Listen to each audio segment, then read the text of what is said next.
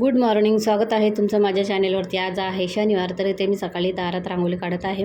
तर आज मी तुम्हाला रांगोळीचं महत्त्व सांगणार आहे. तर प्रत्येक सणाला किंवा धार्मिक कार्यात नेहमी रांगोळी काढायची प्रथा आहे. तसेच दारासमोर छानशी लक्ष्मीचे पावले, ओम, स्वस्तिक आणि छानशी नाजूक नक्षीदार रांगोळी काढल्याने मन प्रसन्न होते. दारासमोर रांगोळी काढल्याने घरात सकारात्मक ऊर्जा येते आणि नकारात्मक ऊर्जा निघून जाते. सुख समृद्धी टिकून राहते. म्हणून आपण दारासमोर नेहमी रांगोळी काढतो आणि ती काढायची असते. छोटीशी का होईना पण दारात लक्ष्मीची पावले, स्वस्तिक हे काढावं.